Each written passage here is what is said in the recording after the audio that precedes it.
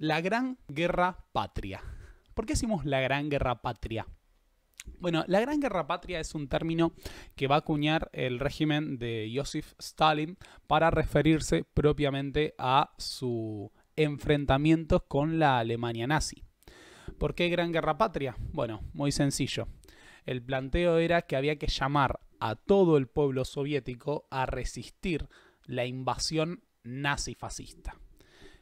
Esa Gran Guerra Patria, que es el enfrentamiento entre la Alemania nazi y la Unión Soviética durante la Segunda Guerra Mundial, claro, no les estoy compartiendo, ha sido fetichizada históricamente como la guerra entre Adolfo Hitler y Joseph Stalin. Y el tema de que se haya fetichizado a este punto es que se ha convertido en algo así como la guerra de los dictadores y ya, o la guerra de los regímenes totalitarios desde una perspectiva bastante occidentalista, liberal, capitalista, burguesa. Así que nosotros vamos a tratar de analizar un poco con mayor profundidad este fenómeno.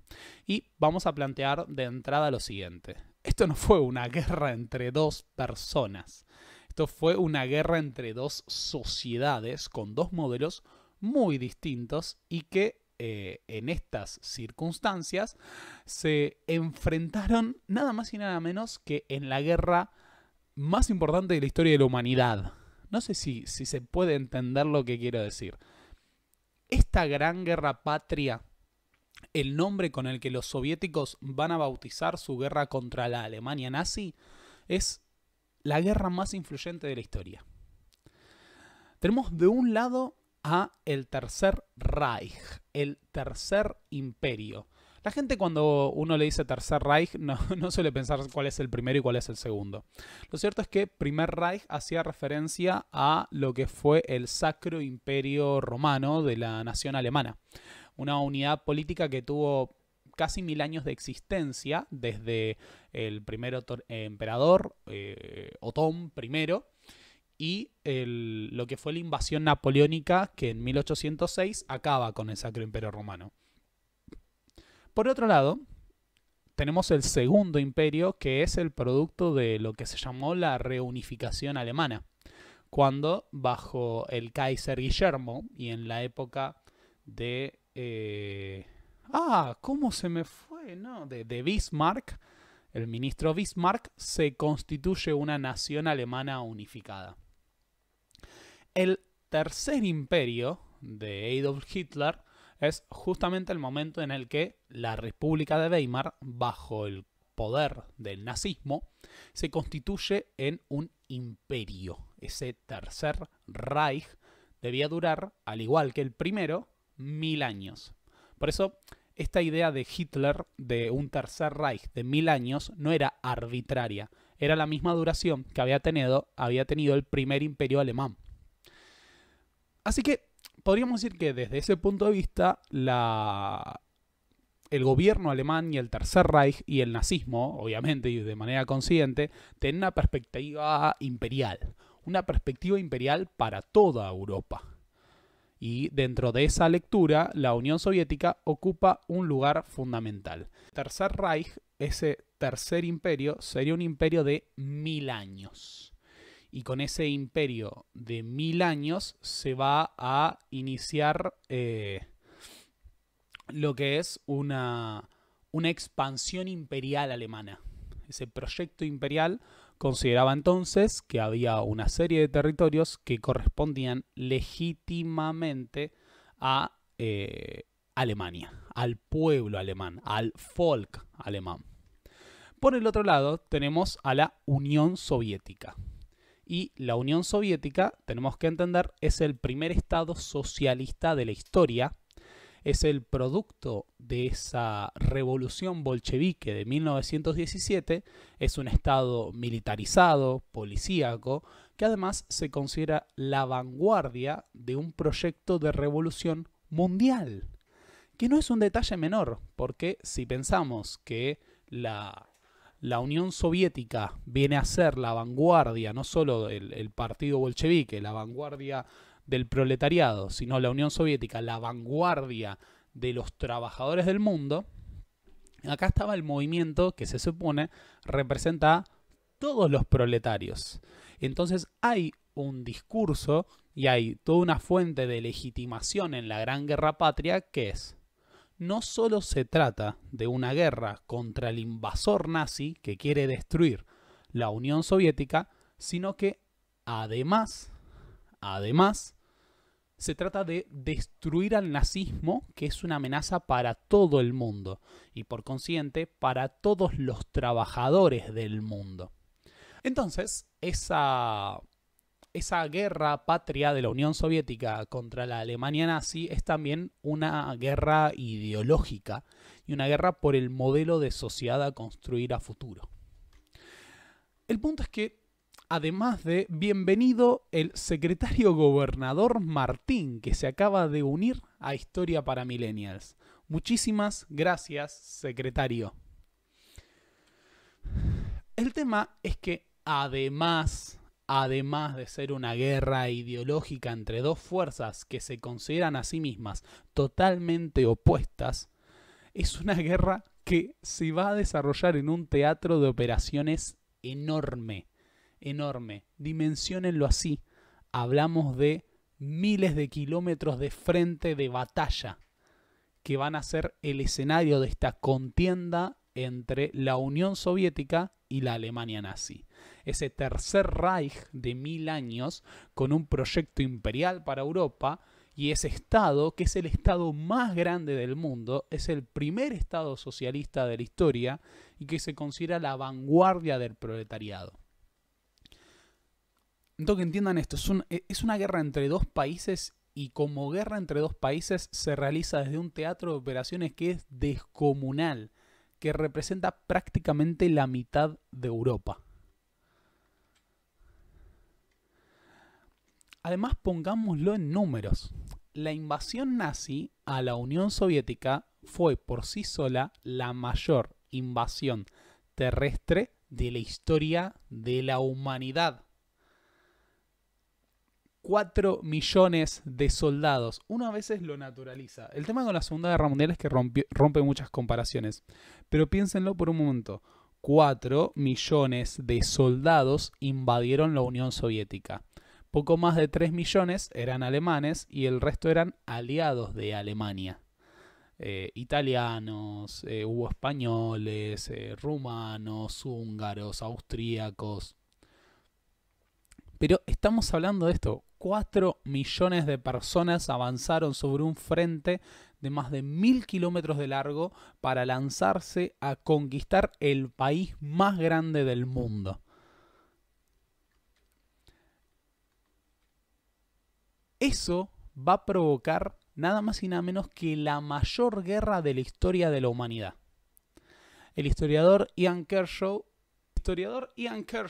en su libro Descenso a los infiernos, que es una historia de Europa desde la Primera Guerra Mundial hasta el fin de la Segunda, señala que la guerra entre la Alemania nazi es por sí sola, entre la Alemania nazi y la Unión Soviética, es por sí sola la mayor guerra de la historia de la humanidad.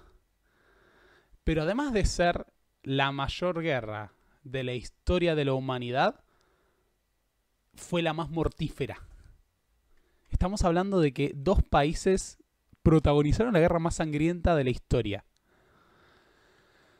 A ver, les quiero leer algunos números de Kershaw.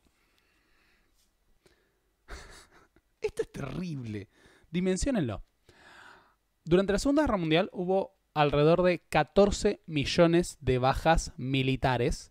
No estamos hablando de bajas totales, sino de bajas de soldados caídos en combate. De los 14 millones de soldados muertos, de militares, de combatientes muertos durante la guerra, el 70% fueron soviéticos. O sea, piénsenlo por ese lado. O sea, 70% de las bajas totales de la Segunda Guerra Mundial fueron soldados soviéticos. Pero además, la población, para ponerlo en perspectiva, las muertes civiles de Inglaterra durante la Segunda Guerra Mundial fueron alrededor de 70.000, producto de los bombardeos. Mientras que las muertes soviéticas de civiles soviéticos fueron más de 10 millones. La Unión Soviética por sí solo fue el país que más bajas militares y civiles tuvo en la Segunda Guerra Mundial. Y además se enfrentó a la Alemania nazi, que como tal tuvo unos 7 millones de muertos totales en la guerra. Y si sumamos a Polonia en el frente oriental, el volumen total de muertos del frente oriental, sumando Polonia, la Unión Soviética y Alemania, llega casi a 40 millones de muertos. O sea, es una brutalidad.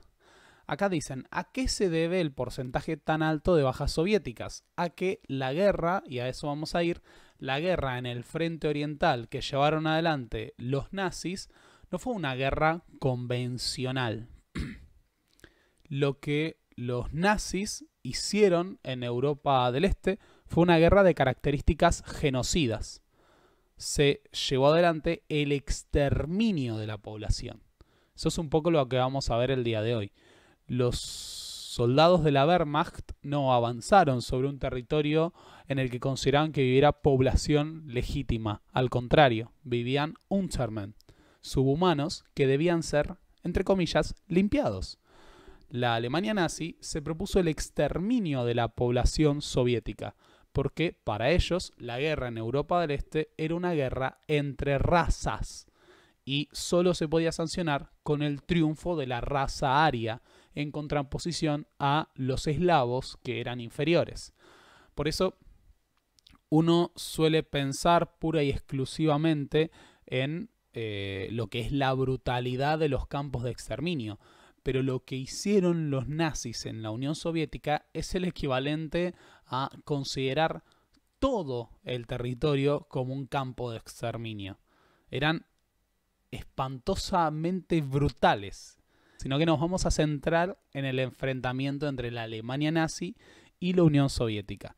Porque tanto para Hitler como para Stalin, tanto para el Partido Nacional Socialista Alemán como para el Partido Comunista de la Unión Soviética, el enfrentamiento entre ambos países era el enfrentamiento más importante.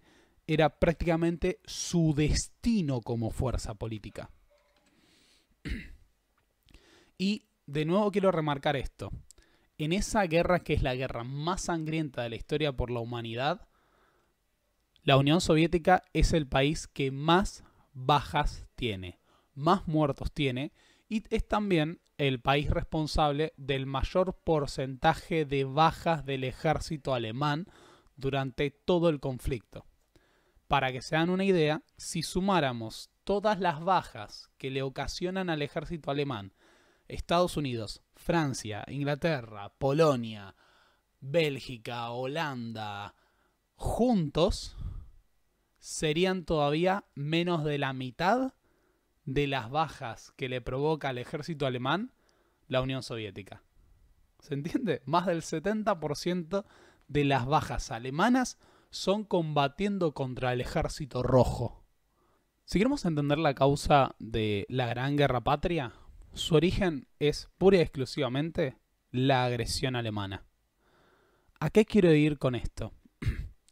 La Gran Guerra Patria, la guerra entre la URSS y la Alemania nazi, es un producto de la invasión nazi. Y en esto no es una cuestión ni azarosa ni contingente. Los nazis se habían propuesto la conquista de la Unión Soviética y la eliminación del bolchevismo en el mundo. Y esto tiene que ver con una cuestión más fundamental, que es que, como tal, la Segunda Guerra Mundial no tiene orígenes diversos. Podríamos decir que su origen más lejano son las consecuencias de la Primera Guerra Mundial. Pero, para ser más específicos, el verdadero y el principal origen de la Segunda Guerra Mundial es el movimiento nazifascista.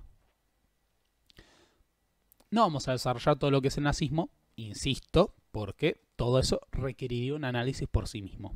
Pero podríamos entender al nazismo como un movimiento totalitario, genocida, como una dictadura terrorista, ultranacionalista, supremacista racial, anticomunista, antisocialista. Y acá alguien me dirá, ¿pero por qué se llamaban? ¿Por qué se llamaban Partido Nacional Socialista? Es que eran socialistas.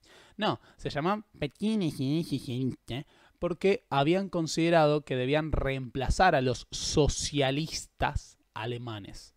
Y ese nombre, en realidad, el socialismo de Partido Nacional Socialista, viene del socialismo verdadero, que era un movimiento conservador alemán que se había propuesto liquidar a los socialistas alemanes. Por eso cuando Hitler llega al poder, prohíbe al Partido Socialista Alemán. Bien.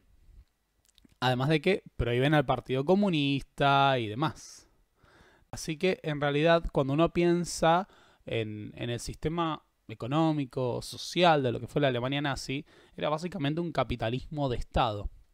Esto va a sonar a chicana, pero económicamente la Alemania nazi se parecía infinitamente más a la Argentina de Perón, al Estados Unidos de Roosevelt o incluso a la Inglaterra de Churchill que a la Unión Soviética. O sea, no hay ni punto de comparación.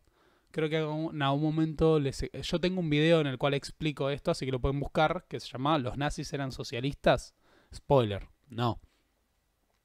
Los nazis privatizaron empresas, por ejemplo. Nunca se cuestionó la propiedad privada como tal. Hubo montones de empresarios asociados al nazismo. También tuvimos una coincidencia, los empresarios permanecieron autónomos. Hubo lo que Ian Kershaw tiene un libro llamado La dictadura nazi, que es un análisis de todo esto, que habla de una coincidencia de intereses entre empresarios y jerarquía nazi. Por eso Kershaw está en contra de dos lecturas. Una, que es la lectura de que el partido nazi era un partido omnipotente que manejaba absolutamente todo y todos en Alemania lo que hicieron fue obedecer lo que decía el nazismo. Y la otra lectura que considera que el nazismo fue simple y llanamente un producto de los intereses de la burguesía alemana. Bueno, ambas lecturas son simplificaciones. Ian Kershaw habla de una convergencia de intereses entre ambas fuerzas. Los sectores empresariales alemanes por un lado y la jerarquía nazi. Pero, de nuevo, ese no es el tema de este video. Lo que sí me resulta fundamental es explicar que el nazismo, en su supremacismo y en su ultranacionalismo, proponía una agresiva expansión militar, la liquidación del comunismo, la liquidación de la amenaza soviética, que era considerada una amenaza para el mundo, sostenida por el judaísmo, y la eliminación, además, de las razas inferiores. Que acá hay una cuestión que uno dice raza, pero lo más apropiado sería pensar en pueblo. Cuando uno dice el Volk, este concepto de Volk, de pueblo, es pensado también como un pueblo no solo en términos que no es solo una cuestión alemana, y de nuevo no es por comparar a Perón con el nazismo ni nada, sino porque es algo que se puede ver en Estados Unidos, en Inglaterra. Pero por ejemplo, Perón, que hablaba de la raza argentina, la raza hispánica, estaba como esta idea de que los pueblos, todavía, dentro de la cosmovisión, eran grupos identitarios y étnicos. Y es muy sencillo. Piensen que en Estados Unidos existía la segregación racial, que en Sudáfrica existía el apartheid, y no solo en Sudáfrica. Que en la Indochina francesa se discriminaba a los Viets, considerados una raza inferior. Por eso, esta noción de Hitler, del supremacismo, no es que es una rareza del nazismo, sino que fue, si queremos, una de las interpretaciones más radicales de un supremacismo étnico-racial. Acá dice, ¿por qué sostenida por el judaísmo? No lo digo yo, lo dicen los nazis, por las dudas. O sea, los nazis sostenían que la Unión Soviética, el bolchevismo, el comunismo, eran en realidad un brazo ejecutor de los judíos. Los capitales judíos habían creado al comunismo como una manera de atacar a los pueblos del mundo. Por eso lo pueden ver, a ver, si uno se busca analizar, lo van a encontrar. Y de acá surgen muchas de las interpretaciones que sostienen algunos el día de hoy de que el comunismo fue una creación del judaísmo y del sionismo internacional. Entonces, desde esta perspectiva hay que entender que el régimen nazi era absolutamente anticomunista y consideraba que era una misión histórica de su proyecto destruir al bolchevismo, destruir al comunismo, porque era una amenaza para el mundo. Y era una amenaza para el mundo porque estaban financiados, sostenidos por el judaísmo internacional. Esa es la lectura que hace el nazismo. Y si esa es la lectura, esta guerra que se va a llevar adelante contra el bolchevismo, contra la Unión Soviética, es parte de una misión superior. Una misión prácticamente sagrada. Por eso pueden observar que siempre se presenta a lo comunista, a lo bolchevique, como algo monstruoso. Y en este afiche bastante interesante, el bolchevismo... no se ve la... A ver, voy a ver si puedo acercar la imagen para que lo vean mejor. El bolchevismo... No se ve la... Qué mala suerte. ¿Por qué no sale? Bueno, el bolchevismo acá apareció una estrella roja, una hoz y un martillo. Aparece como un dragón y los truenos de las SS están clavados aniquilando al dragón, al monstruo bolchevique.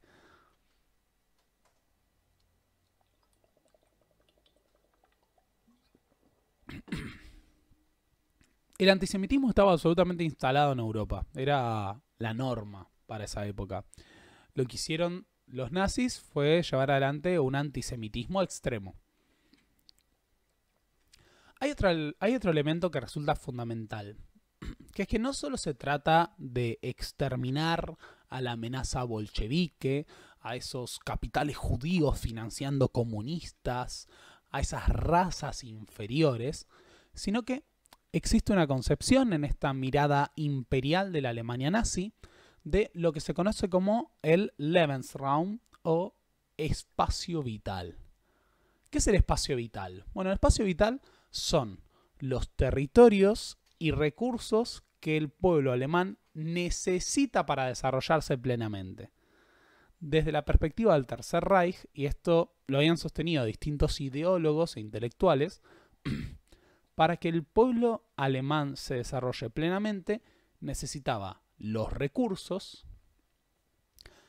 las tierras y la mano de obra de Europa Oriental.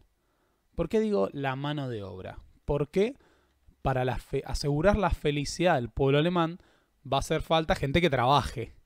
Y esos trabajadores van a ser los pueblos inferiores, que van a poder servir a los alemanes. Por eso esta noción del Lebensraum, que sostiene la Alemania nazi, plantea que toda Europa del Este, sus recursos, sus tierras, deben asegurar la felicidad del pueblo alemán. Así que la